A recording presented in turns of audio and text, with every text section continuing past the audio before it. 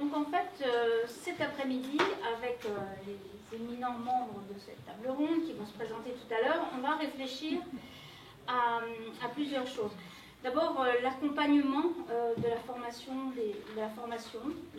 des éducateurs, des enseignants, enfin, de toutes les personnes qui interviennent est un défi de taille, et on l'a vu depuis hier, on réfléchit à cette question. Rien n'est simple, rien n'est donné. Et voilà, dans ce petit résumé, il était dit, il ne suffit pas de passer d'une approche curriculaire à une approche holistique de la connaissance, parce qu'il faut bien d'autres choses pour faire ça, pour faire cette transformation-là.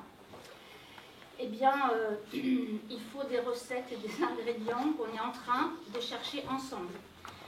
Et de chercher ensemble les enseignants, les éducateurs, les intervenants, etc., et les chercheurs, parce qu'on est tous des chercheurs au final. Donc, ce que je vais vous proposer, ce que l'on vous propose tous ensemble pour cette table ronde, il n'y a pas de table finalement, mais on est quand même en demi-rond, on s'approche du concept, c'est que chacun et chacune va se présenter pour démarrer. Hein. Donc je vais donner, je ne sais pas, c'est un petit peu comme on veut, c'est libre. Alors voilà, Christelle propose qu'on parte comme ça, alors du coup ça te donne la parole. Okay. Merci Joël. Donc Laura Nicolas, je suis maître de conférence en sciences de l'éducation et en sciences du langage à l'université de Créteil, plus précisément en didactique des langues étrangères, et je travaille depuis 3 ans sur l'éducation par la nature et à l'accompagnement de classes dehors, à la fois en collaboration avec l'INSPE de Créteil et aussi via l'association Sonolia Nature et Culture, via une formation dont on aura l'occasion de reparler. Merci. Bonjour, donc moi c'est Claire Bouche, je suis formatrice en pédagogie par la nature et j'ai eu la chance de connaître la pédagogie par la nature en Finlande où j'ai habité 3 ans et j'ai fait un stage 2 jours par semaine pendant 5 mois dans une école de la forêt, donc j'étais avec des enfants de 5 ans, ma foi, qui ne parlaient que finnois et moi je ne parlais pas finnois. Et donc j'en ai profité pour avoir un regard bien extérieur, vous imaginez. Et donc j'ai tourné des images et puis j'ai aussi écrit un mémoire de recherche sur l'apprentissage en plein air en 2018. Et donc le tout a donné naissance à un documentaire qui d'ailleurs sera projeté ce soir, qui s'appelle L'école de la forêt finlandaise. Voilà, et puis de retour en France, j'ai réussi, du coup, mon projet c'était d'animer et de concevoir des formations en pédagogie par la nature. Et c'est ce qui s'est passé là cette année en Pays de la Loire. Bonjour, je suis Éric Fleurin, inspecteur de l'éducation nationale dans la Sarthe. J'ai engagé une action sur ma circonscription dans laquelle sont engagées 51 classes, c'est suffisant pour les écoles plus tard, 51 classes en mobilisant le réseau Graines Pays de Loire. Donc j'ai 5 associations qui travaillent avec nous et qui sont donc en doublette avec les enseignants, des classes qui sont engagées. Donc l'intérêt ici c'est la collaboration. Réseau éducateur nature et enseignants. Merci. Christelle. Christelle Ferjou, je suis professeure des écoles, actuellement conseillère pédagogique départementale sur les Deux-Sèvres depuis 6 ans. J'accompagne, donc je suis praticienne de la classe dehors depuis 2010, j'accompagne depuis 2017 des enseignants en formation sur ces pratiques d'école dehors, d'abord hors institution et aujourd'hui dans le cadre institutionnel.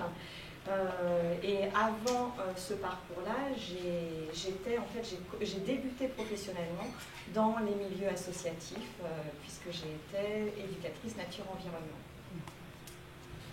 Bonjour, Gillian Kant, je suis doctorante en STAPS à l'Université de Strasbourg en CIFRE, c'est-à-dire un contrat avec une entreprise qui est l'ELIAC Formation, où j'accompagne et je forme des éducateurs de jeunes enfants à Strasbourg. Je suis aussi fondatrice d'une crèche parentale à Strasbourg, où j'ai monté le principe de faire une crèche, au départ une crèche nature, en 2009, qui n'a pas pu se faire en nature, mais s'est fait en centre-ville, pas centre-ville, et donc on a fait une friche de 100 mètres carrés au sein de la cour, et on a expérimenté donc depuis l'ouverture 2013 de ces pédagogies et ces pratiques très écologiques aussi au sein de la structure. qui m'a mené en fil en aiguille à d'autres actions, beaucoup associatives avec le Furet, où j'ai participé, j'ai écrit régulièrement des articles, et puis aussi avec l'Académie Petite Enfance, où on monte, j'ai co-créé ce festival Enfance Nature qui a lieu tous les hivers. Peut-être que vous avez pu participer à nos activités en ligne. Et voilà, et donc aujourd'hui, je suis ici pour parler de Petite Enfance. Alors, je suis Aurélie Zang, j'ai été enseignante des sciences de la vie et de la terre pendant 16 ans dans l'Académie de Paris, et puis pendant ce parcours-là, j'ai fait une thèse en muséologie de l'environnement, et depuis 3 ans, je suis maître de conférence donc en didactique des sciences à l'Université de Montpellier, et donc je continue à travailler sur l'éducation et l'environnement, et notamment depuis que je suis membre du comité de pilotage de la recherche-action participative Grandir avec la nature. Pascal Galvani, donc pour faire vite, dans les années 80, animateur éducation populaire. Dans les années 90, donc à l'université de Tours avec Gaston Pinault, sur recherche sur l'auto-formation expérientielle.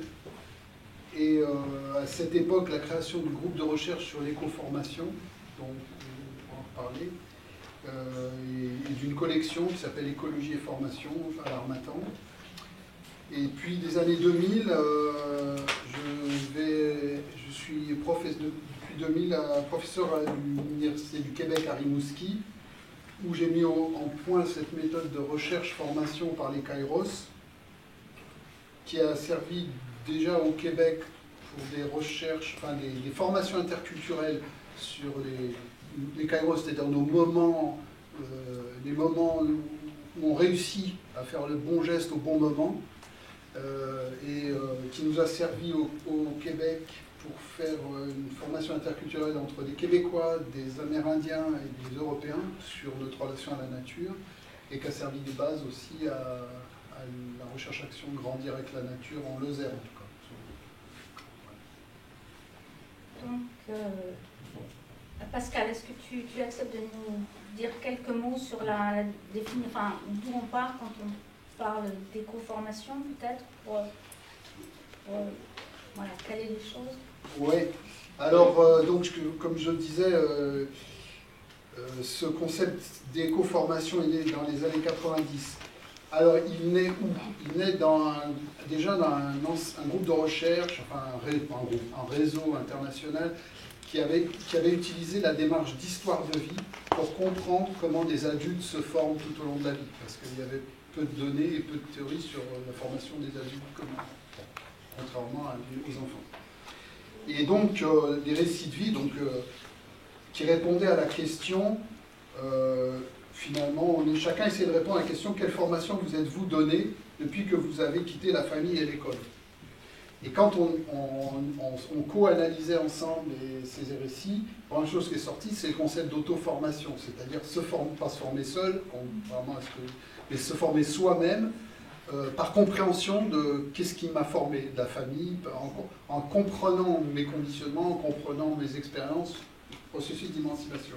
Et puis petit à petit, c'est pour dire que ce n'est pas arrivé par des grandes théories, petit à petit, on s'est rendu compte que dans ces récits de formation, il n'y avait pas que du social, on n'était pas que formé par des parents, des autres, des amis, des amoureux, des collègues, mais par des animaux, des plantes, des pierres, des matières, Et donc là, on s'est dit, c'est l'environnement, c'est pas l'environnement social, donc c'est l'éco-formation. Donc pour dire qu'on est parti vraiment dans une approche très anthropologique de qu'est-ce que c'est que la formation, et le mot formation, là, il veut dire se donner une forme. C'est-à-dire c'est tout au long de la vie, jusqu'au dernier souffle, on doit faire sens avec ce qui nous arrive, c'est impératif. Alors, je vais dire encore un ou deux mots, je vais très très vite là, mais ce qui me semble important, pour cadrer un peu tout ce qu'on dit ici, c'est de prendre la mesure si on écoute des gens comme Descola, comme Augustin Berg, enfin pas mal de philosophes, quand même notre, disons, civilisation moderne, le paradigme moderne, occidental moderne, comme on dit, il est construit sur le fait que l'exclusion de la nature et le fait que la nature c'est de la matière, pas l'esprit, il n'y a aucune raison qu'elle nous apprenne quelque chose, quoi. Donc c'est prendre la mesure de, quand on dit éducation par la nature, penser que la nature puisse... donc on a construit cette idée d'éco-formation de manière écosystémique, c'est-à-dire il n'y a pas d'éco-formation tout seul, il y a de la socio-formation, on est formé par la culture, on est formé par la nature, mais aussi chacun se forme en rétro-agissant. Donc c'est écosystémique, c'est une boucle entre... pour ça, on a eu 2 matrices, celle de Jean-Jacques Rousseau qui nous disait il y a 3 maîtres dans la vie, soit les autres et le monde. Le problème, c'est que ces maîtres n'enseignent pas la même chose. Donc il faut qu'après, chacun fasse ça. C'est pas évident de faire du sens avec tout ça. On avait une deuxième source, tu me fais signe si je suis trop. C'est Edgar Morin et l'approche écosystémique, parce que lui, il parle d'auto, socio, bio, éco, réorganisation permanente. Vous voyez, on a enlevé le mot organisation, on a mis formation et ça allait. Je caricature. Et puis, pour faire un clin d'œil aussi à l'introduction du colloque, aussi, parce que c'est pas... C'est-à-dire que l'individu n'est pas une unité, mais un couplage organisme-environnement. Il y a vraiment un basculement là-dedans, et qui va avec Varela, avec Bateson, etc.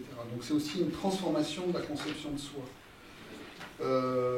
Voilà ce que je... Enfin, je vais juste rappeler ça dans le sens où beaucoup des choses qu'on dit, nos institutions, nos politiques, sur politique éducative, économique, médiatique, tout ce que vous voulez, sont pas dans l'éducation par la... Enfin, je veux dire, on est je vais juste pointer à ça, c'est qu'il y a quelque chose d'une révolution paradigmatique, mais pas seulement scientifique, mais culturelle, qui est en jeu là-dedans. Donc, on a eu Thoreau, il y a eu les beatniks, il y a eu les films, enfin, ça va se faire dans les 10 ans qui viennent. Dans les 10 ans, t'es modeste, je pense que peut-être... Ça va pas se faire. En tout cas, merci pour cette précision que tu nous donnes. Oui, la nature, il a été dit déjà précédemment, enfin je l'ai entendu dans le colloque, certains se posent la question, est-ce qu'on doit parler de nature? Tu sais que dans l'éthique dans laquelle je travaille, on parle plutôt du vivant, et nous sommes le vivant, enfin on n'est pas dissociés, c'est ce que tu disais tout à l'heure. Et donc maintenant je vais peut-être poser la question à chacun, à chacune d'entre vous, puisqu'il s'agit de comprendre comment ce que vous faites, ce que l'on fait, transforme en fait, cette idée de transformation. Quels sont les éléments dans vos pratiques que vous pouvez identifier et qui sont des éléments transformateurs d'une situation en devenir, comme vient de dire Pascal, nous sommes en train d'être et de devenir. Donc voilà, si vous voulez bien... On ne va pas faire à chaque fois. Alors, Christelle, est-ce que tu veux bien commencer? Je vais bien commencer. Donc, un premier élément de transformation que j'ai identifié assez tôt, en 2017, j'ai commencé en fait à accompagner des pratiques de classe dehors. Donc, je vous l'ai dit, hors institution, donc avec un réseau associatif, le réseau Graines Poitou-Charentes. Et donc ces temps de formation, c'était des temps de formation ouverts aux enseignants comme aux éducateurs nature et environnement. Et donc j'ai vu assez vite sur ces moments où on se retrouvait, donc sur des temps de vacances, donc sur des temps volontaires des éducateurs comme des enseignants, l'intérêt et la force d'un collectif interprofessionnel, intercatégoriel, que moi j'avais connu en fait, ce que je ne vous ai pas dit quand j'ai débuté professionnellement, c'était dans les années 90, 1994 exactement. Donc j'intègre assez vite le réseau national École et Nature et j'assiste à la naissance un peu partout sur les territoires des réseaux régionaux. Donc je participe, je me construis professionnellement avec ça, en fait, avec cette culture associative, mais où ces réseaux régionaux étaient constitués pour moitié d'enseignants comme d'éducateurs nature-environnement. Donc professionnellement, moi je me suis construit avec cette culture de la mixité, du travail ensemble. Et donc c'est assez naturellement, quand les Graines m'a sollicité pour accompagner des temps de formation ouverts aux enseignants et aux éducateurs nature-environnement, que je dis oui, on y va. Et ce sont toujours des formations qui ont été toujours très équilibrées au niveau du public, alors qu'en 2017, dans les réseaux associatifs, les réseaux associatifs n'étaient plus représentés que par des professionnels de l'éducation nature-environnement et plus du tout par les enseignants. Et j'ai vu en fait un basculement s'opérer au niveau des premières années de ces formations intercatégorielles, que en fait elles réunissaient autant d'enseignants que d'éducateurs nature-environnement, et c'était une nouveauté en 2017 que de réunir ces deux publics-là. Donc c'est peut-être un premier aspect que moi je vois de la transformation en formation, puisque les uns comme les autres disaient en évaluation de formation l'intérêt qu'ils avaient trouvé à partager un point de vue différent et complémentaire d'un sujet qui animait tout le monde, en fait, l'enseignement dehors, la pédagogie par la nature. Donc voilà, c'est peut-être un premier partage. Peut-être que Aurélie, je peux passer la parole sur cette idée de la transformation là, de ce que alors, si c'est... Ah oui, alors ça ne sera pas forcément quelque chose de personnel. Enfin, si c'est personnel, mais on y reviendra, c'est sur la transformation en fait, liée au processus de recherche-action participative, grandir avec la nature. Donc, en fait, le fait de chercher ensemble, en fait, pareil, de manière interprofessionnelle, puisqu'il y a des chercheurs, des animateurs, des enseignants, il y a des animateurs de réseau, enfin voilà, toute cette rencontre-là, et le fait de travailler ensemble et d'avoir ce fonctionnement méthodologique avec un comité de pilotage qui n'est pas directif, mais qui part de ce qui se passe sur les terrains, mais qui organise, qui renvoie la balle, qui organise le collectif, etc., fait que aussi, et en laissant une très grande liberté sur les terrains, fait qu'il y a un processus de formation et d'encapacitation aussi via le processus de recherche-action participative, et donc du coup ça transforme les pratiques, ça transforme aussi le regard que les enseignants ont sur leurs propres pratiques, mais aussi la manière dont les éducateurs à l'environnement vont se positionner par rapport aux enseignants. Et en fait, c'est peut-être un petit peu trop tôt pour parler de ça, mais il y a des... Pas directement issus de cette recherche-action, mais en tout cas, actuellement, il y a un repositionnement des éducateurs à l'environnement vers cette modalité d'accompagnement des enseignants qui vont se lancer en fait donc en école dehors. Ce n'était pas forcément ça qu'ils faisaient au départ. Et là, c'est une transformation un peu du métier, quoi. Donc en fait, ça interroge beaucoup ce qui se passe entre les professions. Enfin, comment, voilà, en fait, on se forme, on s'interforme. En fait, c'est ça qui est vraiment intéressant. D'accord. Donc c'est cette idée finalement de collaboratif en fait qui va amener la transformation par le partage d'expertise sur le terrain et en partant du terrain, mais aussi avec les chercheurs. Pour toi, c'est ça alors, ouais, partage d'expertise, partage d'expérience, aussi partage de valeurs. Voilà, partage de valeurs. Moi, je mettrais ça, c'est-à-dire vraiment de mettre... c'est-à-dire que ce qui compte, voilà, c'est que les enfants, enfin, même au niveau du métier, dans le métier, qu'il y ait des nouvelles relations avec l'environnement, que les éléments de la nature deviennent des agents en fait de la situation éducative et pédagogique, et aussi tout ça, et que cet objectif-là, que cette finalité-là fait que tous par rapport à ça, on a envie de travailler ensemble, quoi. Et moi, ça me paraît vraiment important, plutôt que, bon, il y a des, je dirais, partage de compétences, mutualisation, interfécondité, voilà ce que je dirais. D'accord, merci. Est-ce que quelqu'un a envie de prendre la parole tout de suite ou... Oui, Gilliane, je vois que c'est... J'ai réfléchissé à quelque chose, mais c'est un peu notre domaine. Donc on arrive toujours avec la petite enfance et la toute petite enfance. Donc, parce qu'on est dans un milieu scolaire, et après, quand on est en crèche ou à la garderie en France, on est vraiment, on a cette impression d'être dans un monde à part. Mais j'aimerais bien, enfin moi je pense que cette transformation, ça se passe aussi par, j'aimerais bien citer Nicholson qui a écrit en 72 cet article How Not to Cheat Children. Et en fait, c'était là la naissance de loose parts. On parle au Québec d'objets polyvalents. Pourquoi je parle de ça? C'est parce qu'il a parlé de développer, il était architecte, il a dit on a une salle de classe que tous les architectes ont conçu, on a fait des murs lisses pour pas que ça blesse, on a fait le sol tout plat pour pas machin, on a fait des designs d'une chaise en pensant que l'enfant serait telle et telle chose, et on lui met dedans. Et après, on lui dit, voilà, maintenant tu vas apprendre. Sauf qu'il n'a rien construit dans ce qu'il est en train de faire. Il est comme un objet dans un lieu, presque un décor. Il avait fait cette référence-là. Donc je trouve que pour faire la transformation, il ne faut pas tricher. Il faut laisser la reconnaissance de la personne où ils sont. Et ça, c'est quelque chose qui est important dans le métier de petite enfance parce qu'on ne peut pas tricher avec les professionnels, surtout actuellement, qui ont des charges de travail, des réglementations, des restrictions, des contrats, etc., pour leur dire que la nature va leur faire du bien. Et donc, cette transformation a besoin de se passer par donc, tout ce qu'on avait déjà dit, cette expérimentation, cette action qui peuvent être déclinées par plusieurs méthodes. Mais je dirais peut-être que c'est le point de départ où la transformation se fait.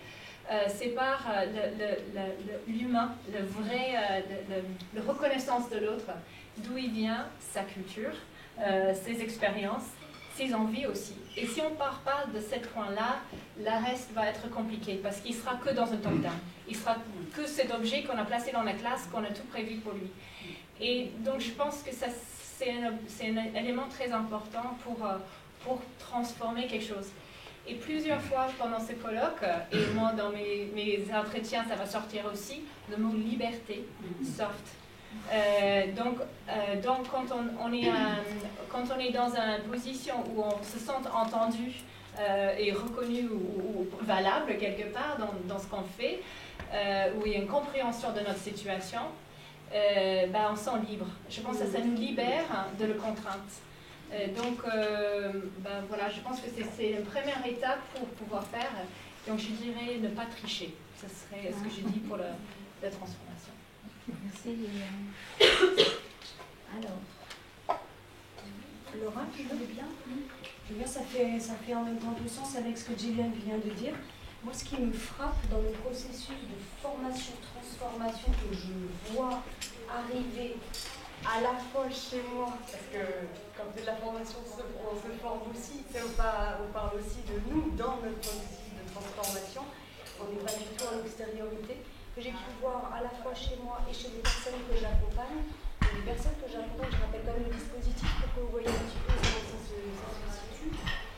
C'est un dispositif de formation qui s'appelle l'école du dehors, et une formation qui peut surprendre énormément, qui est hybride. On est parti en ligne, disponible donc, et c'est important, partout dans le monde francophone, qui va apporter aussi une grande diversité, et également des conditions de stage pratique en présentiel, où là on va en la terre, etc.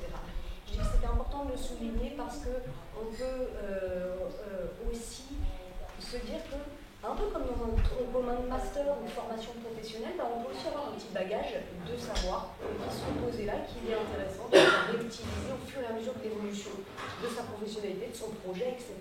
C'est dans ce cadre-là que je parle.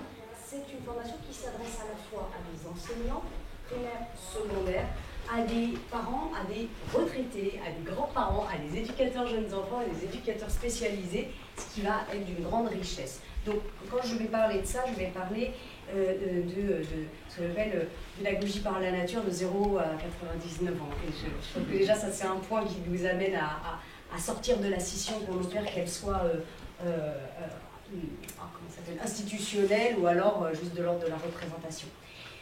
La seule chose sur laquelle j'insisterai là, maintenant que j'ai posé le contexte, ce que j'ai pu voir, c'est le développement d'une, je sais pas si c'est une sensation ou d'une compétence, on veut tout nommer compétence, mais d'une compétence que je dirais de la reliance, de la mise en lien ou de la mise en réseau. Je m'explique, à deux niveaux. La première chose, c'est, je vois chez les personnes qui commencent à se former, qui commencent une fois qu'elles sont sorties sur le terrain. Ça, c'est très important. Pas tant qu'on n'est que dans la délivrance de savoir, même technique. Une fois qu'elles ont opéré cette sortie de terrain, ce que j'ai pu voir, premièrement, c'est de la reliance dans les savoirs savants, théories pédagogiques qui nous ont bercés, et qu'on soit enseignants ou d'autres en tant que parents ou autres. très clairement, je vous donne juste un exemple. Est-ce que je peux faire du Montessori dehors?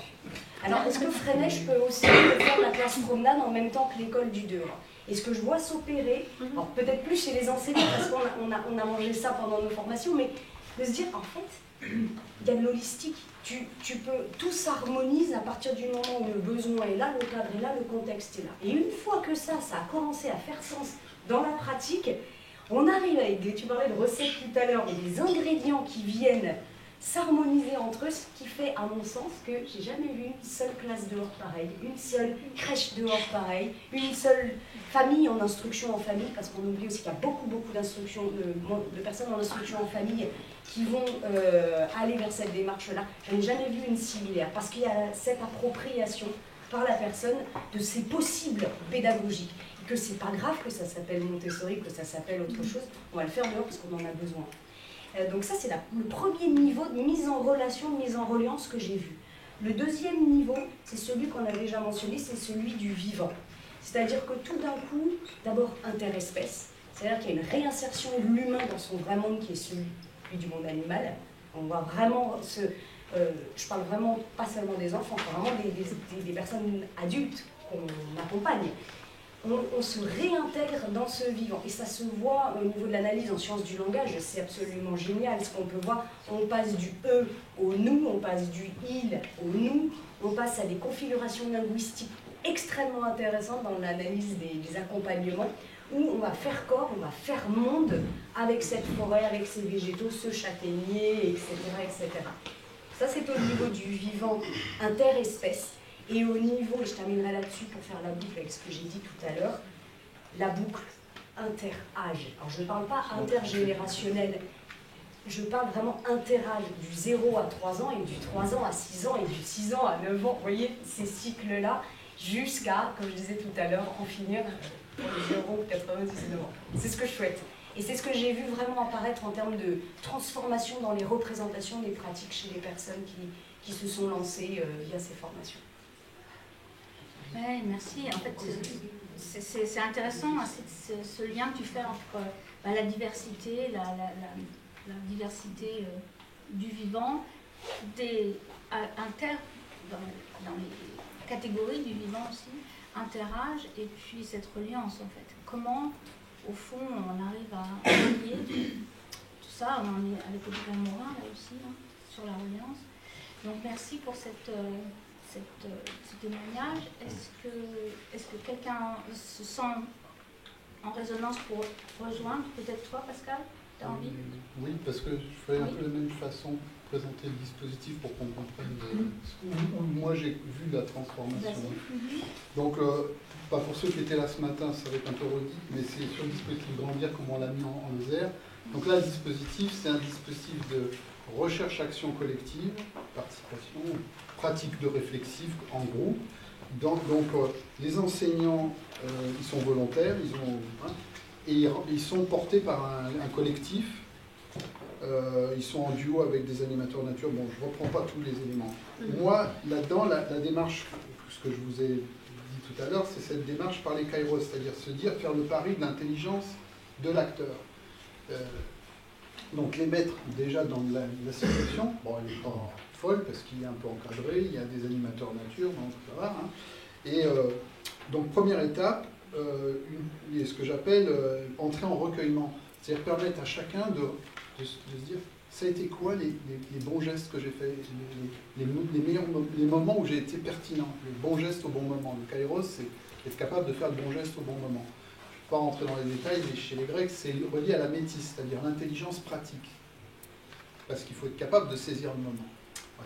Donc, un premier temps, entrer en recueillement, ça c'est le journal de tous les jours, de se dire « Ah ben là, j'ai réussi à faire ça, ou telle chose m'a étonné. » En faisant ce que je leur disais, vous êtes des enseignants expérimentés, votre intelligence pratique va tout de suite repérer les événements saillants, les choses à repérer.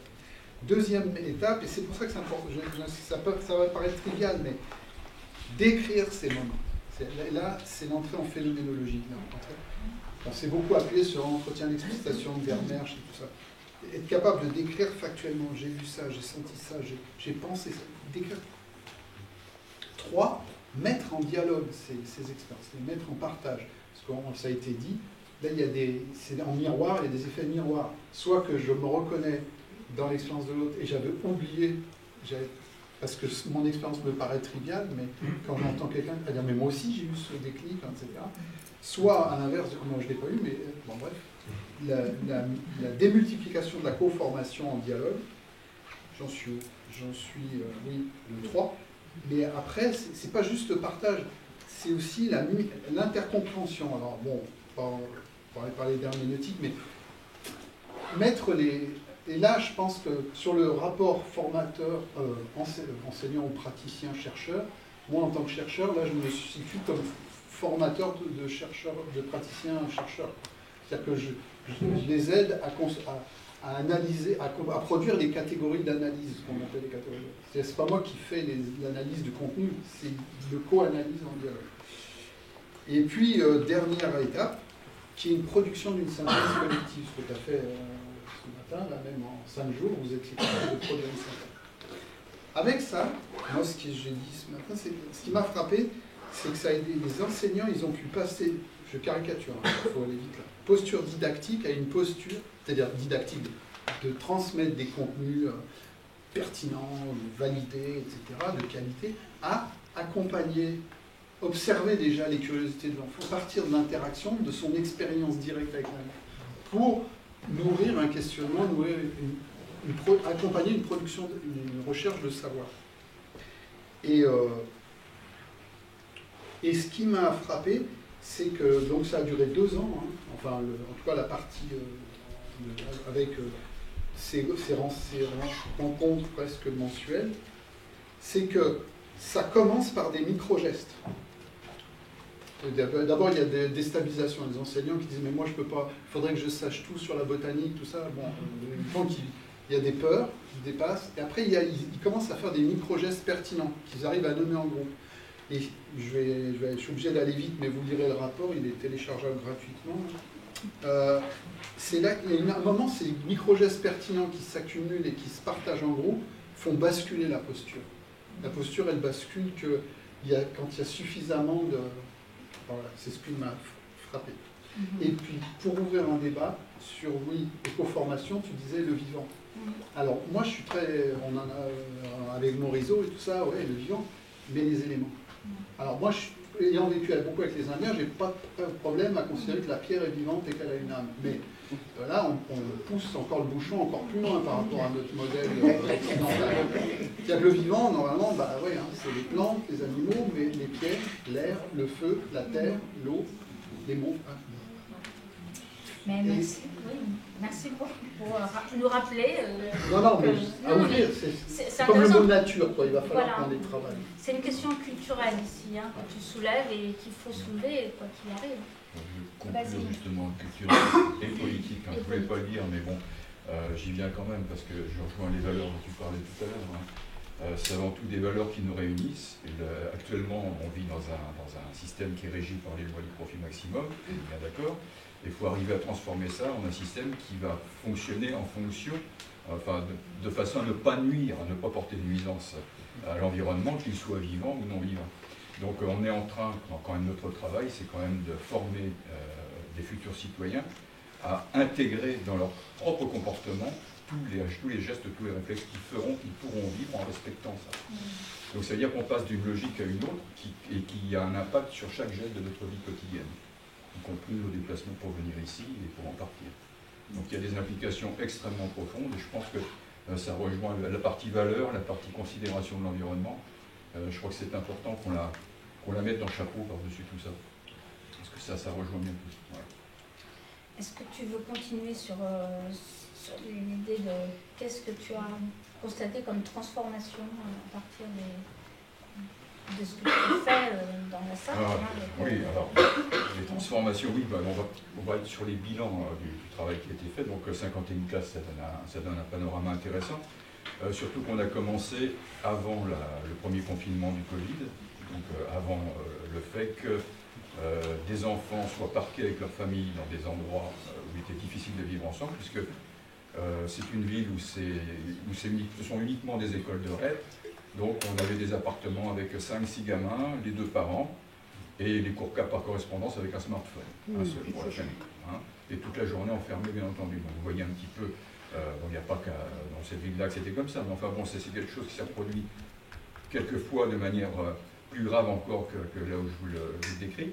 Donc ça a créé des graves dysfonctionnements dans les relations sociales, aussi bien au sein des familles que dans les interactions entre adultes-adultes, adultes-enfants, enfants-enfants. Toutes les interactions ont été faussées. On le ressent tous ceux qui travaillent actuellement le ressentent bien. Les relations humaines sont extrêmement compliquées. Chacun monte au créneau très vite. Alors qu'est-ce qu'on a constaté, nous, à l'expérience de cette sortie? C'est que le fait de se reconnecter avec la nature, de retrouver l'espace, ça permettait un retour à une régulation des comportements. C'est-à-dire que la classe dehors, c'est le premier effet observé, c'est d'abord l'amélioration des interactions sociales. Ça, c'est le premier point. On a des gamins qui se pacifient et qui coopèrent. Ça, c'est le premier constat partagé. Sur 2 années de suite, on a vraiment la constante, hein, c'est clair. Après, au niveau du langage aussi, on a des gamins qui s'expriment plus volontiers, ont plus de choses à dire, bien entendu, puisqu'ils vivent plus de choses. Hein, ça, c'est un autre aspect extrêmement important. On a la relation famille aussi. On a des enfants qui font découvrir à leur famille un environnement qu'elles ne connaissaient pas. Donc ça change aussi la relation enfant-famille, famille-école. Hein, donc ça aussi, c'est très intéressant. Alors au niveau des apprentissages, il est un petit peu tôt pour donner des informations précises là-dessus, puisque le seul outil officiel que nous ayons pour faire un point sur les apprentissages sont ces fameuses évaluations nationales qui sont passées au CP, au CE1 et à l'entrée en 6e. Et avec tous ces problèmes de confinement, de rupture de scolarité, etc., il est difficile d'avoir une vision statistique sur des périodes qui étaient tourmentées. Donc je ne m'avancerai pas sur les apprentissages, nous attendrons encore un petit peu, mais il est clair que les enfants sont beaucoup plus motivés pour apprendre, parce que l'apprentissage prend du sens. Hein, pour prendre un exemple, je ne vais pas vous embêter trop longtemps, enfin, si on met un enfant dans une salle capitonnée où il n'y a rien, etc., au milieu, on le laisse là, il n'y a rien à apprendre. Hein, par contre, si on le place dans un environnement tel qu'un environnement naturel, il va pouvoir interagir avec tout ce qu'il y a autour de lui. Alors l'interaction, c'est ce qui nous permet d'apprendre. C'est-à-dire, ce n'est pas l'interaction qui nous permet d'apprendre, c'est l'information que renvoie l'interaction. Je touche quelque chose, ça me renvoie une information. Je sens quelque chose, ça me renvoie une information. Donc on apprend de l'interaction. Donc l'intérêt de l'interaction dans la nature, il est double. C'est d'abord le fait qu'il est multiple, et qu'il touche vraiment les 5 sens. Et le deuxième aspect de ces interactions, c'est qu'il est potentiellement inattendu. Et ce qui fait que l'enfant reste créatif, adaptable et capable de mobiliser son intelligence en permanence, c'est d'être dans un milieu où l'inattendu est toujours présent, ce qui n'est pas le cas dans une classe, même si l'environnement est riche. Les murs, comme tu disais tout à l'heure, les murs sont lisses, les objets sont des objets manufacturés, en plastique la plupart du temps, sans intérêt. Donc c'est d'une pauvreté à pleurer, ce qui divise par X les apprentissages possibles. Donc les interactions en milieu naturel sont extrêmement enrichissants à tout point de vue pour les enfants, puisque ça leur fait tout un bagage mental à partir duquel pourront se développer les apprentissages. On ne peut pas apprendre si on n'a pas cette expérience de vécu par interaction. On ne peut rien construire comme apprentissage par-dessus, sinon c'est sur du vide. Voilà, j'ai pas été trop long. Non, bon. Mais tout le monde se tourne vers moi comme si j'étais non, à du temps, mais c'est pas du tout mon rôle. Non, merci. Les sens, je pense que ce matin, ce que nous disait Christine, les sens cachés, les sens oubliés aussi, pas seulement les 5 sens. Hein, oui. Bah, je parle de cela, moi. Parce qu'on parle souvent des fonctions exécutives actuellement. Je ne sais pas si certains vont voir. Les fonctions exécutives, ce sont les fonctions qui permettent l'auto-adaptation de l'être humain. Et c'est justement dans un environnement naturel, tel que je le disais, qui était potentiellement source d'inattendu, qu'on va pouvoir développer de manière extrêmement efficace les fonctions exécutives, sans faire des exercices spécifiques dans un milieu stérile. Ben, merci pour cette précision parce que je la trouve très importante. Claire, on va te donner la parole sur ta perception des transformations avec ton expérience très particulière, on va dire, par rapport au nôtre ici. Alors, moi, je vais vous parler d'un projet de formation qui a été réalisé dans les Pays de la Loire à destination d'une trentaine d'enseignants. Donc, il y a eu 2 formations. C'est un projet qui a été construit l'année dernière au sein de Formiris Pays de la Loire, qui est donc l'organisme financeur de la formation des enseignants du privé. Donc, on est dans l'enseignement catholique, dont on entend tellement peu parler finalement, donc là c'est aussi l'occasion. Donc c'est une formation professionnelle. Voilà. Et donc cette formation a été mise en œuvre par le GREN des Pays de la Loire, donc on a aussi le lien avec le monde associatif, qui est donc l'organisme de formation Calliope. Et donc je prends la suite, puisque donc comment cette formation a transformé la communauté éducative. Donc c'est bien, au niveau des enfants, du coup tu as dit tout ce qu'on pouvait dire. La seule chose que je vais rajouter, c'est ce que donc j'ai entendu pendant les évaluations là, avec ces enseignants, c'est le changement de posture des enfants qui rencontrent des difficultés en classe et qui ont un comportement vraiment différent à l'extérieur, dans un autre environnement. Et ça, c'est important à le signaler. Alors, transformation donc, aussi des enseignants. Alors, je vais vous donner quelques phrases clés. Redonner du sens au métier, revaloriser l'image du métier, envie de collaborer entre enseignants, envie de transmettre. C'est quelque chose qui vraiment leur tenait à cœur. Alors, je vais vous citer juste quelques verbatims d'enseignants que j'ai entendus. J'ai hâte de retourner à l'école demain. La formation m'a permis d'éviter le burn-out, revenir à l'essentiel.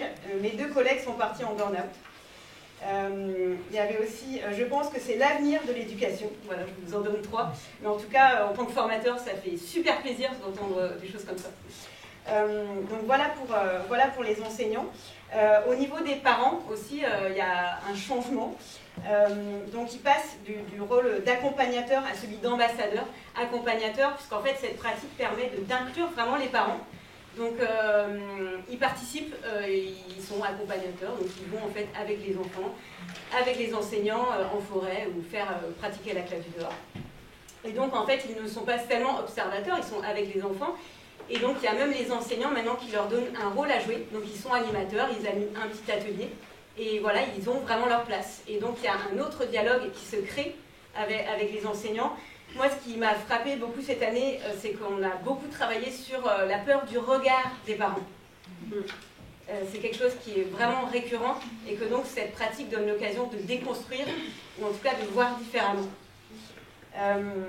Et donc à celui d'ambassadeur, puisqu'en fait très vite ils sont convaincus.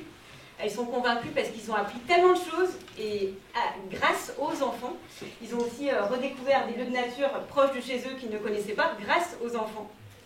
Et donc ils vont porter cette pratique dans des termes très positifs.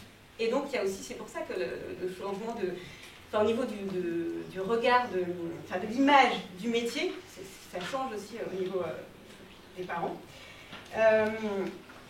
Transformation de la communauté éducative aussi au niveau institutionnel. Donc là, c'est un projet qui est vraiment très soutenu par Formiris Pays de la Loire. Donc à savoir que moi, j'ai travaillé comme responsable de formation à Formiris Pays de la Loire. Et donc j'ai réussi à convaincre mes collègues parce que j'avais une direction qui m'a vraiment soutenue.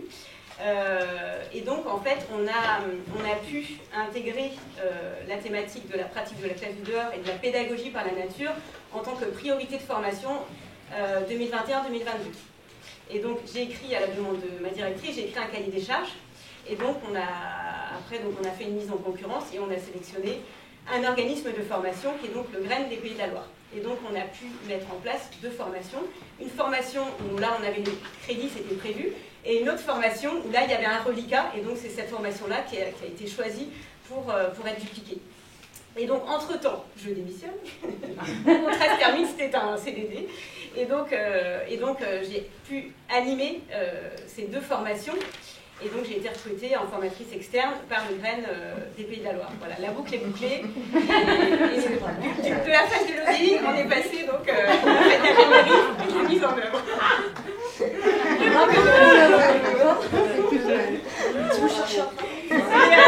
J'ai eu plusieurs étapes, c'est vraiment 2 ans, hein. Ça s'est pas fait du jour au lendemain. Et alors ce que je vois, c'est une transformation au niveau de l'identité Formiris Pays de la Loire qui se positionne sur un segment d'innovation pédagogique au sein de l'enseignement catholique. Et ils s'en sont fiers, et c'est super. Et donc maintenant, ils nous soutiennent vraiment à 200%. L'année prochaine, il y a 3 formations qui sont pour l'instant programmées, et on sait déjà qu'il y a une 4e qui arrive, et en fait, c'est bien possible qu'il y en ait une 5e. Voilà, et donc ce que je voulais aussi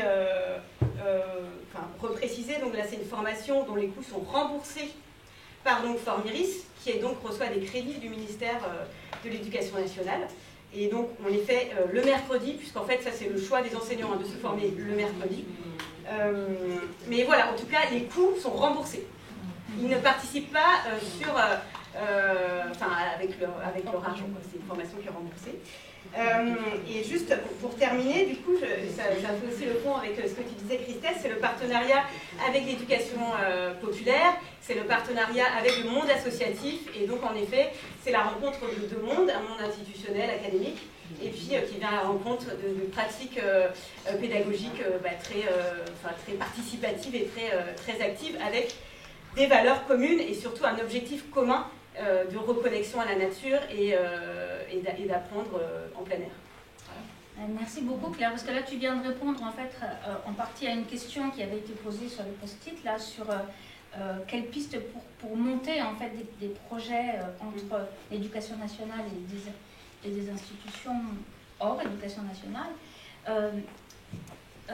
Laura, est-ce que tu veux ajouter quelque chose? Je voulais juste, s'il y a une petite minute, rajouter quelque chose que j'ai oublié de citer tout à l'heure sur la question de la transformation. Ouais. Et ça viendrait boucler la boucle avec l'introduction qu'a faite Pascal. Ce qui m'a beaucoup frappé dans le processus de formation-transformation, c'est l'appréhension du premier pas.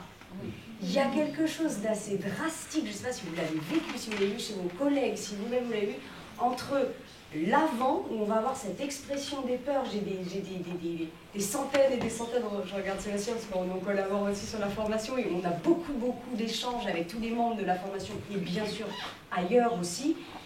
Ces expressions de frein, de peur ou d'angoisse totalement légitimes, là c'est sur la classe dehors, mais quelque part ça pourrait être sur un tout autre domaine. On retrouve les processus mentaux, émotionnels, corporels qui sont les nôtres en tant qu'animaux humains, qui s'expriment juste avant ce passage à l'acte qui se fait, on ne va pas dire plus ou moins bien parce que c'est une échelle de valeur, mais qui va se faire, qui va générer les kairos, qui va générer ce genre de choses. Et juste après, ce pendant ou ce juste après, où là il y a une dynamique qui est lancée, et ce que je vois, c'est le fonctionnement en cascade, c'est impressionnant.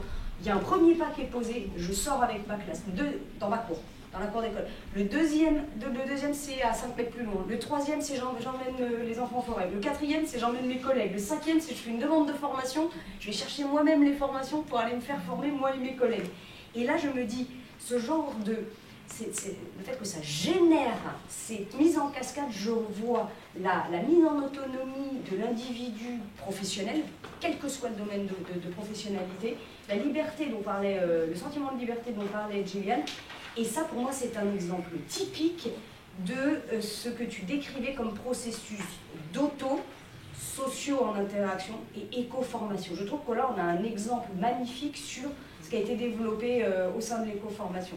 Et ce premier pas, quand on le voit, quand s'allume cette étincelle dans les yeux et qu'on sait que c'est parti, quelles que soient les difficultés qui vont émerger, là on sent qu'il y a de la matière qui est en train de mûrir, de se transformer. Et voilà, je vais juste clôturer là-dessus. Ce premier pas, c'est tellement formateur. Oui, c'est vraiment ici, tu parles de cette prise de risque. Quand on a peur, à un moment, soit on se retire et on reste dans une attitude de retraite, protection, soit on saute le pas, on prend le risque, et ça enclenche la cascade dont tu parles, c'est ça que j'ai dit. Alors oui, je vais passer la parole à Aurélie à ce sujet, peut-être que tu veux... Je voulais rebondir, je vais revenir un petit peu en arrière. Alors c'est très intéressant ce que tu dis Claire, c'est le GREN Pays de Loire qui a fait la formation. Et en fait, je voudrais mettre l'accent sur quelque chose qui est en train de se passer, parce que là, on est en train d'élaborer des historiographies, en gros, de la classe au dehors, hein, très clairement, d'où ça vient, comment ça se développe en France, etc. Et on va chercher des références qui ne sont pas forcément les nôtres. Voilà, donc on se réfère peut-être a posteriori donc au Forest School nordique, etc. Et je voudrais vraiment mettre l'accent déjà sur ce qu'on vit déjà dans la RAP, et puis aussi sur ce qu'on a pu tirer d'une petite étude qu'on a faite au sein du groupe de formation de formateurs, donc dans les Deux-Sèvres, avec Christelle. En fait, je suis allée un petit peu observer leur groupe, qui est un groupe... alors c'est un groupe départemental en fait, au sein des DSDEN en France. Il y a des inspecteurs qui sont missionnés sur un sujet particulier. Ça peut être la mission pôle maternel, la mission sciences. Et au sein de ma DSDEN, donc de mon département, j'ai été missionnée pour coordonner un groupe de travail. C'est plus un groupe de travail que de formation. Un groupe de travail intitulé Classe dehors, qui est un groupe institutionnel, mais qui d'emblée a eu la volonté d'être un groupe intercatégoriel. Donc il n'est pas constitué uniquement, contrairement aux autres groupes qui fonctionnent dans notre institution, c'est un groupe qui est constitué autant de formateurs de l'institution que de formateurs de structures associatives. Voilà, c'était pour oui, je te remercie. Et en fait, ce qui est très intéressant à observer, c'est la dynamique en place. Donc là, alors, pour avoir travaillé sur l'éducation à l'environnement, l'éducation au développement durable et sur les politiques, sur le cadre institutionnel de cette éducation et sur les rapports partenariaux entre l'éducation nationale et puis d'autres partenaires, là, de mon point de vue, en tout cas, on peut l'interroger. L'éducation à l'environnement qui avait été mise un petit peu de côté parce que ne correspondant pas à la ligne en fait éducation au développement durable, puisqu'en fait il s'agissait avant tout d'être dans une ligne formelle scolaire de gestion de l'environnement, et les éducateurs à l'environnement étant considérés comme des personnes qui s'intéressaient un petit peu, je l'ai entendu, aux petites fleurs et aux petits oiseaux, donc c'était quand même assez dévalorisé. Le rapport à la nature, en tout cas dans le virage paradigmatique de l'éducation au développement durable, a été quand même mis en retrait, et c'est quand même un cadrage institutionnel. Et là, par le bas, il se passe des choses et des partenariats donc de terrain entre les éducateurs à l'environnement et l'éducation nationale et les cadres de l'éducation nationale. Alors, en fait, il y a deux niveaux. Il y a le niveau qui se passe d'enseignant à animateur. Là, ça a toujours continué, en fait. Voilà. Et puis, il y a le niveau, les cadres de l'éducation nationale. Est-ce qu'ils sont en contact, en fait, avec ce milieu associatif de l'éducation à l'environnement ? Donc au moment du passage à l'éducation au développement durable, il y a eu un petit peu une mise à distance parce que l'éducation nationale voulait forger finalement son propre cadre théorique en fait, de l'éducation finalement aux problématiques socio-environnementales. Et là, ce qui se passe très concrètement, c'est que par cette émergence en fait de la classe au dehors, les enseignants, donc je ne vais pas redire tout ce que Christine Partoun a dit, qui ne sont pas formés initialement sur la relation en fait au dehors, et puis en parallèle les éducateurs à l'environnement, dont ça fait partie du métier, en fait se mettent en lien, et les cadres en fait vont chercher en fait les associations d'éducation à l'environnement pour leur professionnalité, et en fait c'est leur relation au dehors qui les intéresse en fait. C'est la manière de faire, parce que la manière de faire, les enseignants n'ont pas été formés là-dessus, et donc là il y a quelque chose qui se passe, c'est-à-dire que les enseignants ne se sentent pas parfois légitimes justement pour aller dehors parce que ça fait peur. Les cadres qui ne pratiquent pas ont encore plus peur, je dirais, et aussi parce qu'ils sont responsables aussi de la sécurité, donc ça c'est tout à fait légitime. Et là, il y a ces professionnels-là qui sont des professionnels de la relation au dehors, qui vont revenir, je dirais, par la porte de l'école au dehors. Et donc, si on avait à retracer, de mon point de vue, ce qui se passe dans le développement de l'école au dehors actuellement en France, ça se passe à bas bruit, voilà. Par les éducateurs à l'environnement qui sont en train d'incapaciter progressivement les enseignants et aussi les cadres, etc., pour justement faire cette éducation au dehors.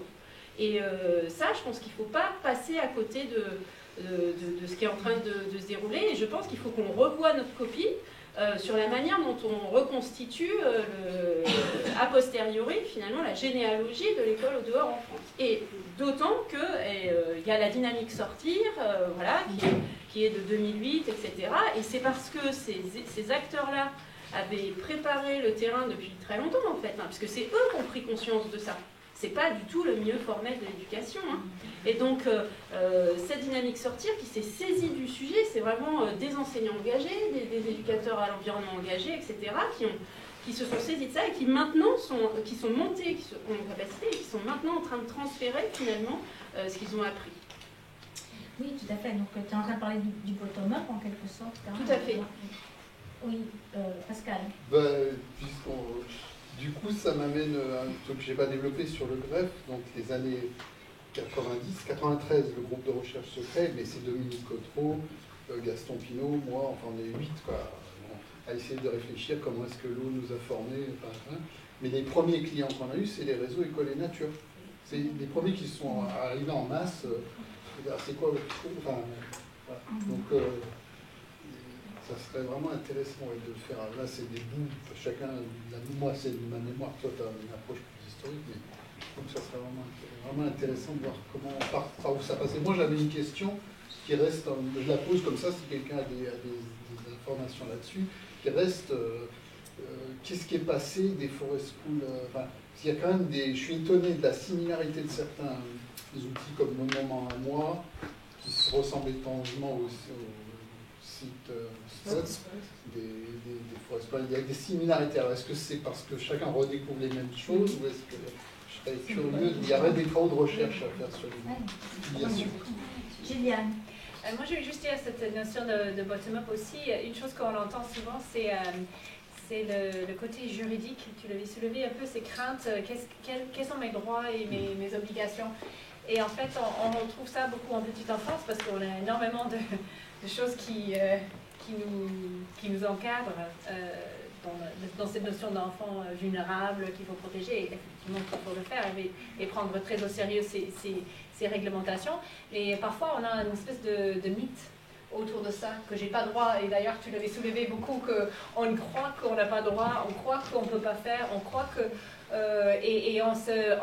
c'est comme, voilà, je vais pas dire, on les amplifie, et du coup à la fin, c'est vraiment, on entend des âneries, je vais dire comme ça, à la fin, qui sont complètement ridicules, et qui nous enlèvent toute notre intelligence pour le craindre. Donc je trouve qu'à toutes nos formations, on devrait développer ou vraiment se renseigner sur le côté juridique ou se faire accompagner par les juristes et les juridiques qui pourraient... et est-ce que eux, même eux, est-ce qu'ils sont au courant? Je ne suis pas certaine, parce que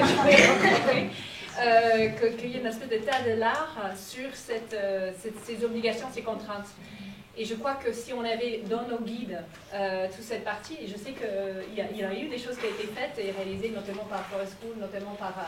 mais voilà, que ça devient partie de notre transformation, qu'on se fasse accompagner par ces connaissances-là. Je pense que ça enlèverait un peu cette vertigineux, enfin, ce regard très vertigineux vers le premier pas et permettrait de mettre plus sereinement en place ces projets. Oui. Donc, je mets ce que tu viens de dire en relation avec les premiers pas. Tu vois. On sait que les petits élèves français, au niveau des évaluations internationales, sont les enfants qui ont le plus peur de répondre quand ils ne sont pas sûrs. Ils préfèrent ne rien dire que de répondre.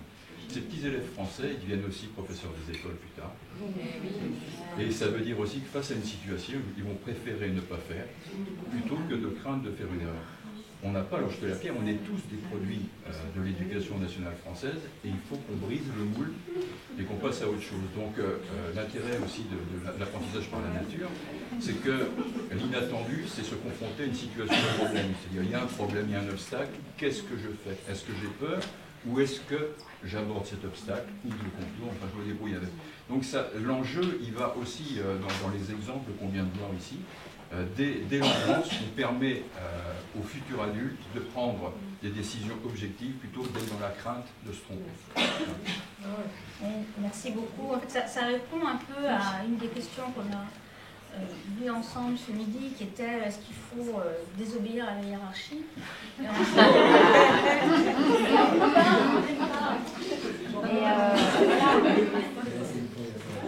On a ici quand même des éléments de réponse, c'est-à-dire qu'on a une forme de liberté pédagogique, il faut savoir peut-être sauter le pas, sauter les obstacles. Déjà utiliser les bons mots, c'est-à-dire que la hiérarchie elle est souvent symbolisée par l'inspecteur, bien entendu, puisque c'est mais l'inspecteur, comme moi, c'est pour ça que je sais bien, et je sais aussi le regard que les enseignants portaient sur moi lorsque j'ai commencé le métier, avant qu'ils ne me connaissent. Mais la hiérarchie, elle est simplement, elle a simplement pour mission de mettre en application les textes. Elle n'interdit rien. Il y a des textes officiels qui ont été fondus par le législateur qui disent ce qu'il faut faire. Donc, en dehors de ça, si ce que vous faites correspond à ce qui est dans les textes, ça veut dire, on ne vous impose rien en pédagogie. Vous avez le droit de sortir. La seule chose qui vous est capable, qui est demandée aux enseignants, c'est tout simplement que quand il y a un rendez-vous de carrière ou un contrôle dans la classe, c'est qu'on voit que les enfants apprennent.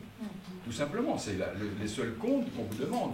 Si vos élèves apprennent et que le boulot est fait, que vous le fassiez de la manière que vous voulez, en respectant bien entendu le cadre de sécurité, il n'y a aucun problème. Alors après, il peut y avoir des problématiques locales en fonction des personnalités. Ça, c'est une autre affaire. C'est très rare, Pascal. En plaisantant, bien sûr. Bien sûr. C'est rare, les humains, lui. Je vais peut-être reprendre avant de là, je suis en train de naviguer dans les post-it que vous nous avez confiés. Mais il y a une question qu'on n'a peut-être pas encore abordée, c'est celle quelle implication des chercheurs dans la formation des enseignants à l'environnement? Est-ce que, je ne sais pas, ou Aurélie ou Pascal, vous auriez envie de répondre ou d'apporter des éléments de réponse à ça, l'implication des chercheurs? Je ne peux pas répondre à la question de tous les chercheurs. Je pense qu'on a eu différents... on peut avoir des écologues qui nous apprennent des choses. Enfin, il y a des chercheurs qui sont dans des domaines qui nous apprennent des choses. Personnellement, moi, là où je me place, c'est plus accompagner une pratique réflexive qui devient... passer, je dirais, d'une pratique réflexive à praticien-chercheur. Voilà. C'est ça, moi, c'est comme ça que je me positionne comme chercheur professionnel, entre guillemets, c'est-à-dire que je me dis, professionnel. J'ai un certain savoir-faire méthodologique de recherche et d'accompagnement des groupes pour aider un groupe à définir sa question de recherche. Mais ce n'est pas moi qui amène la question de recherche. Je fais mes recherches par ailleurs, mes recherches, mais quand je me situe là, aider un groupe à définir ses questions de recherche, le groupe ou chaque individu, si c'est l'aider méthodologiquement à produire des données, moi c'est des données réflexives dans le cas, mais ça pourrait être autre chose, à analyser les données, à produire une synthèse finalement. Personnellement, c'est une des... Et ça répondrait à ce que disait Marie-Laure, je pense que...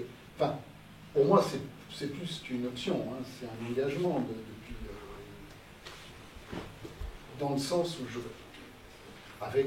Enfin, là, j'aurais pas le temps, mais si on regarde les travaux de Schoen, les travaux de Polanyi, les travaux même de Piaget, l'agir a son intelligence propre autonome. C'est-à-dire qu'il y a une intelligence de l'agir qui naît dans nos sociétés, qui n'est pas... Et qu'on dit, bon, c'est l'expérience, il a de l'expérience. Ouais, bon. Et cette intelligence de l'agir, elle est tacite. On peut accompagner son explicitation, sa démultiplication, sa coformation, etc. C'est un engagement. Mais il peut y avoir d'autres postures de chercheurs. Je ne veux pas réduire à ça. En tout cas, là, ce que tu proposes, c'est le chercheur qui est avec et qui accompagne et non pas en surplomb. En Angleterre, il y a Eliot qui a beaucoup travaillé là-dessus, en recherche-action dans les institutions éducatives, et il dit ça comme ça, en s'appuyant un peu sur les mêmes paradigmes herméneutiques, en disant le chercheur, là, dans ces cas-là, devient recherche-action participative, devient un formateur de praticiens-chercheurs. Si je peux rajouter un micro-mot, en fait, le rôle du chercheur dans la société, c'est de produire des savoirs, normalement, accompagner des pairs, donc pas tout seul. Et donc, là, c'est la posture du chercheur formateur, mais il y a aussi le chercheur qui peut étudier aussi le terrain, qui peut donc publier des savoirs qui peuvent être réutilisés dans des formations par d'autres, etc., etc. Donc il y a différentes manières d'intervenir en fait dans les formations, celle-ci étant la plus engagée et très, très intéressante. Et puis il y a aussi aller chercher auprès des enfants Je pense par exemple à Julie, voilà, aller voilà, faire sortir aussi ce savoir des enfants, qu'est-ce qu'ils peuvent nous apprendre aussi, et ça peut servir aussi à éclairer. En fait, nous, on est là pour éclairer comme on peut les situations, de façon à aider le formateur, voilà. Ou bien alors les gens qu'on accompagne quand on est chercheur-formateur. Je pensais, tout à l'heure, j'ai nommé les chercheurs en écologie, en éthologie, tout ça. Je pense aussi aux philosophes comme Morisot, comme Abraham, comme tous ces filles. Il y a toute une série en écosophie, en écophilosophie, qui, eux, font un travail conceptuel, je dirais, au niveau de la culture pour changer nos relations. Et eux aussi nous apportent des choses. Enfin, et donc, il y a différents types de chercheurs. Oui, j'ai envie d'injecter en termes de philosophie aussi l'écoféminisme, Oui, parce que je pense qu'il faut le dire, et je cite Val Plumwood, l'Australienne, pour ceux qui ne les connaissent pas, c'est en anglais certes, mais qui a lancé ce mouvement des années 70. Donc il y a d'autres regards du monde qui peut être aussi porté voilà, via ces aspects-là. Et d'ailleurs, après je me tais. Et d'ailleurs, il y a énormément de femmes, voilà, que dans tous les groupes d'école dehors, je le dis, il y a beaucoup de femmes.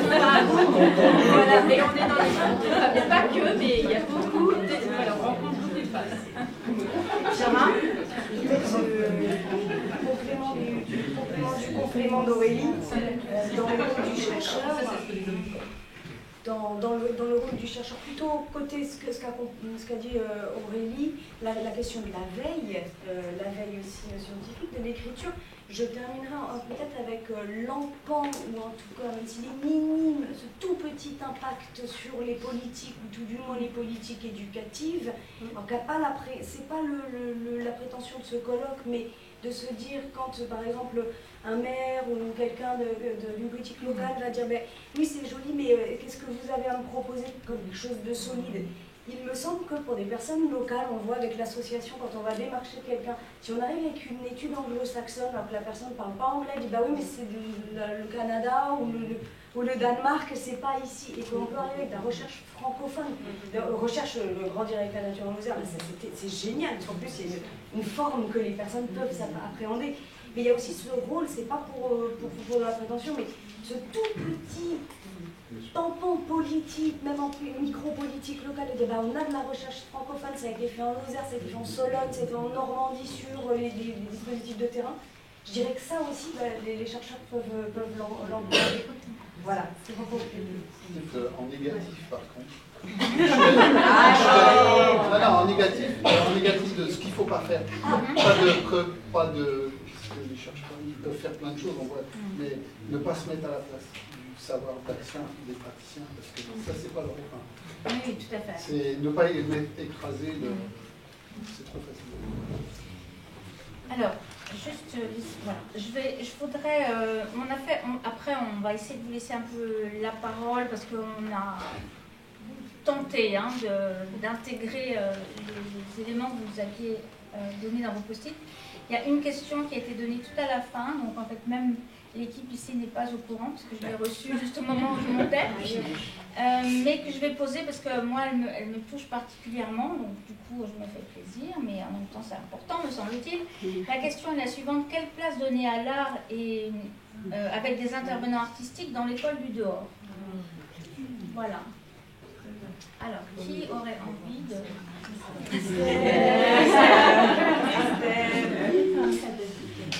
Du coup, j'ai envie de partager une première réflexion d'un philosophe, Alain Carlan, que j'aime beaucoup et avec lequel je travaille beaucoup, et qui dit « Avant le musée, la forêt ».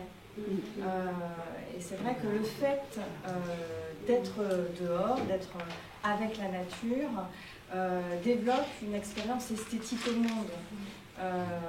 Et alors, c'est vrai que c'est pas... Bon, j'ai dit tout à l'heure que j'étais conseillère pédagogique départementale. J'ai une mission, en fait, sur les enseignements artistiques, sur les arts plastiques. Et clairement, enfant et familialement, moi, ce qui m'a amenée aux arts plastiques et au plaisir d'aller dans les musées, eh bien, c'est la nature. Parce que, enfant, je ne suis jamais allée dans un musée. Je n'ai jamais côtoyé d'artistes.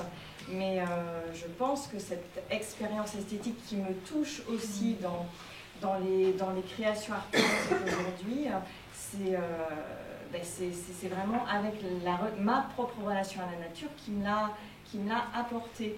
Et c'est ce que je dis aussi aux enseignants que j'accompagne, c'est tellement plus simple d'aller dehors, justement développer cette expérience esthétique que pour certains enseignants, c'est compliqué d'organiser sa classe pour favoriser aussi cette expérience esthétique dans la classe. Mais je le défends aussi.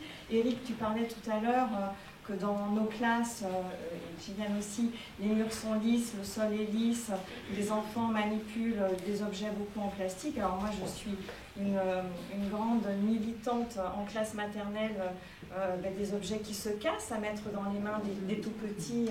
Et donc dans le coin cuisine, mettre des assiettes en grès, en porcelaine, enfin, ça développe non seulement cette expérience esthétique au monde, mais aussi ce plaisir de toucher des matières différentes, et on va mettre des mots sur ces matières, et de très jeunes enfants sont après en capacité de poser, de dresser la table avec un vrai bouquet de fleurs sur la table, et puis des tasses, des mazagran, des bols, enfin, à distinguer aussi en termes langagiers toute cette diversité qui passe aussi par le toucher, par les textures variées. Donc voilà ce que j'ai envie de partager. Liliane, moi j'avais envie de partager une citation en fait c'est une actrice, son nom de famille c'est Phyllis, le prénom m'échappe. Elle a dit pour les enfants, avant de marcher les enfants dansent, avant de parler ils chantent, et avant d'écrire ils dessinent. Wow. Et donc c'est très, je trouve que ça a tout son sens, non seulement par rapport à la nature, mais aussi au développement de l'enfant, qui trouve quelque chose, on va parler de inné, dans cette nature et dans son expression artistique qui est en lien avec son développement. Je trouverai le nom de personne.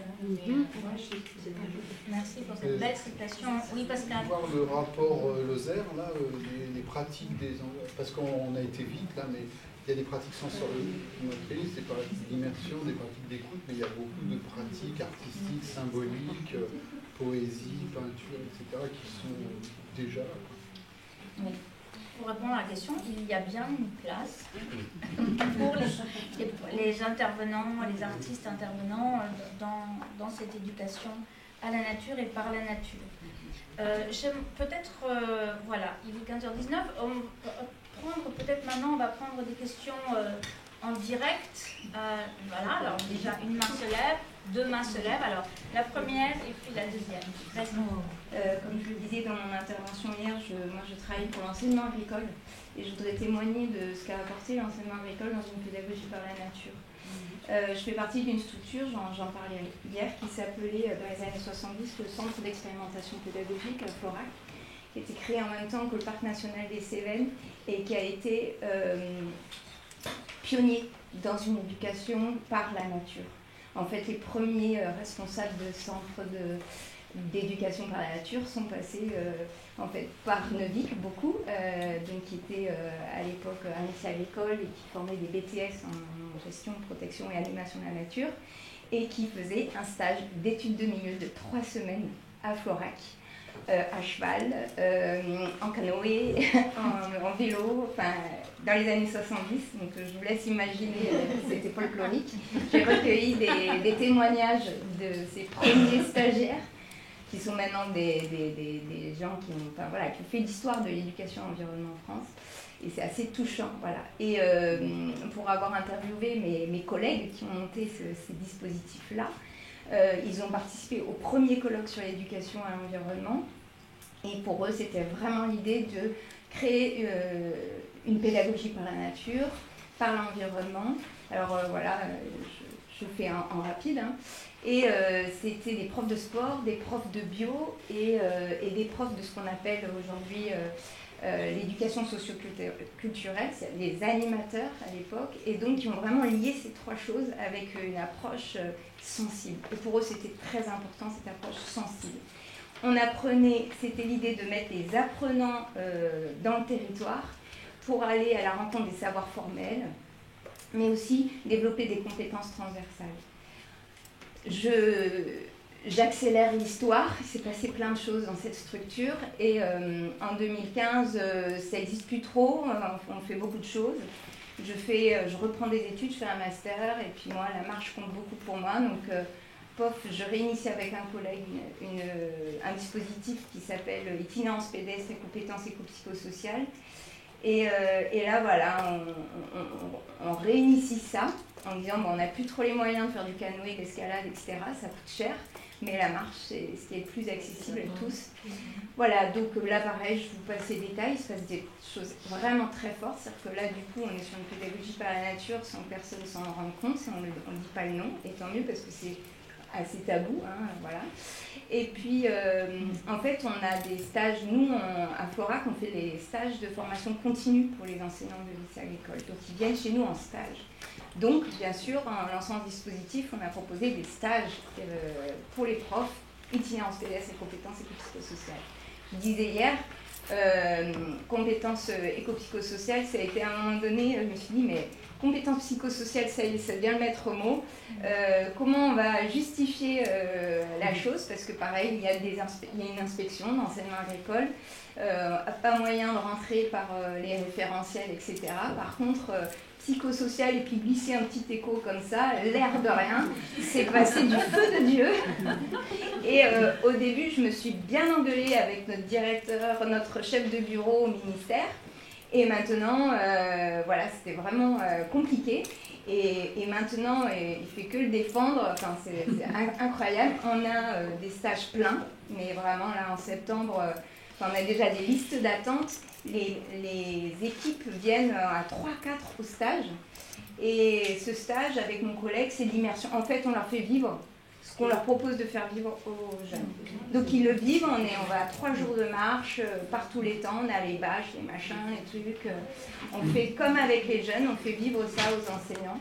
Et ça revient au côté, à la fin de la semaine, il y a tellement d'étoiles, on a créé quelque chose de tellement fort au niveau du groupe que c'est assez puissant. Voilà, sachant que tout le défi là-dedans, c'est de l'installer. Nous, on est ambitieux, on veut bouger tout ce système à partir de ça. Donc voilà, comment ça ne reste pas qu'une parenthèse dorée, mais comment ces choses-là. Donc on a Annabelle qui est ici, qui a suivi le lycée de Vire. Voilà, on a accompagné le lycée de Vire en Normandie. Donc je ne sais plus qui c'est qui parlait de sortir en Normandie dehors. Donc on a... Ben voilà, hein, on leur a dit, vous savez, il y a des bâches, il y a des bottes, il y a des machins. Les gamins sont sortis toute l'année. Et ça a été voilà, une très très belle expérience avec des jeunes vraiment décrochage scolaire qui arrivent au lycée agricole, mais là au niveau 3e. Et qui, des ados, hein, ça marche pas un ado, hein, vous voyez, mettre un ado dehors, boire de la tisane, parce que là on parle des tout petits, mais faire la tisane et marcher, c'est vraiment, alors là on est à l'opposé. Et là, on voit les gamins, c'est hallucinant, comme voilà, Annabelle disait aussi, on les voit jouer, je les vois réinventer des jeux qu'on ne voit pas non plus dans la cour. Voilà. Donc juste, c'était pour témoigner. Merci pour ce témoignage. Oui.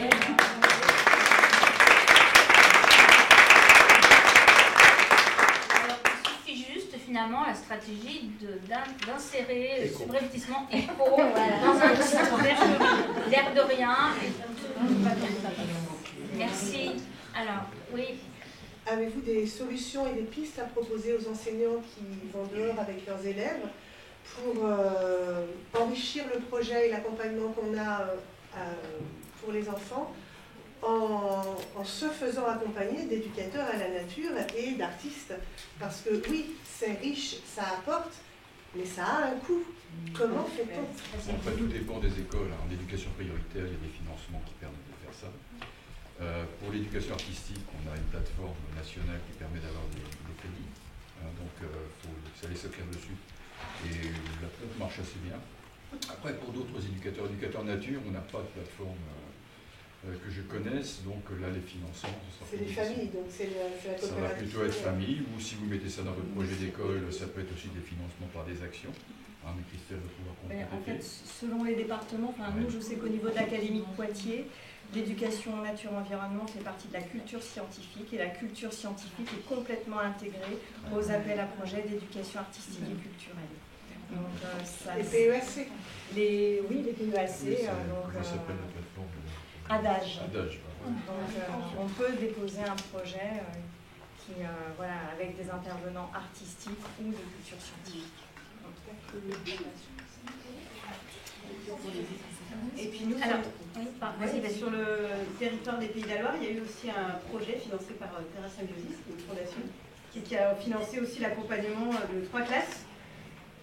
Et en fait, c'était plus particulièrement sur le jeu libre. Donc bon, c'est une initiative, mais voilà, aussi pour faire connaître Terra Symbiosis qui peut financer ce type de projet. Et juste rajouter la Fondation de France, nous, le lycée de Vire, pour avoir cet accompagnement pendant 1 an de notre part. On les a aidés à faire un dossier Fondation de France et du coup, ils ont reçu des crédits là-dessus. Donc c'est... voilà. Alors, on arrive presque au terme de notre table ronde. On va prendre encore 1 ou 2 questions, oui.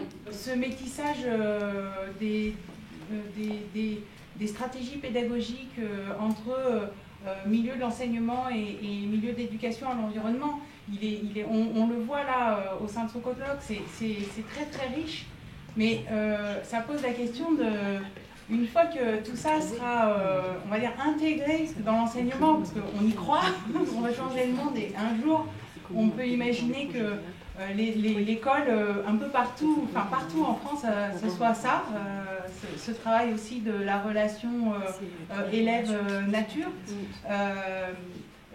Quid finalement des éducateurs nature, c'est-à-dire que voilà, moi clairement, j'ai entendu au séminaire national de la recherche-action la semaine dernière, une collègue qui me disait, bah ouais, j'ai rencontré une conseillère pédagogique et qui m'a dit, je suis désolée, en fait, voilà, l'institution éducation nationale, elle fonctionne comme ça, mais on va tout vous prendre et vous serez, voilà, on n'utilisera pas vos services et voilà.